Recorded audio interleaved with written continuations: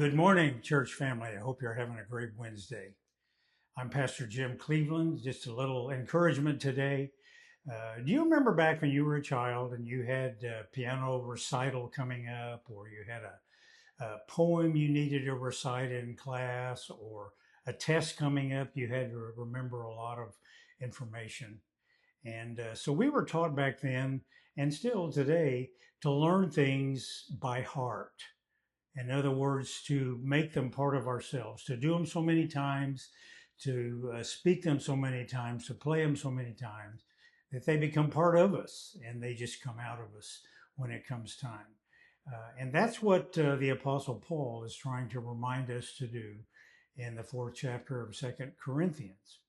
This picture behind me was given to me by a former co-worker because it contains my favorite scripture from this chapter. Paul is telling us to have encouragement, to keep going, to don't lose faith, don't lose heart, but to keep going and have His love just come out of us every day in all that we do in our lives. He begins the fourth chapter of Second Corinthians by saying this: Therefore, since through God's mercy we have this ministry of being salt and light in the world, we do not lose heart. And then he goes on a little bit later in the chapter and says, but we have this treasure in jars of clay to show that this all surpassing power is from God and not from us. Though we're hard pressed on every side, we're not crushed. Though we're perplexed, we're not in despair.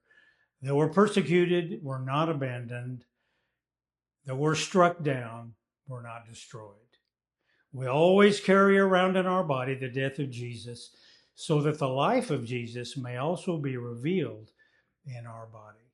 So as we take encouragement that whatever comes our way in life today, that we can trust Him, that we don't give up.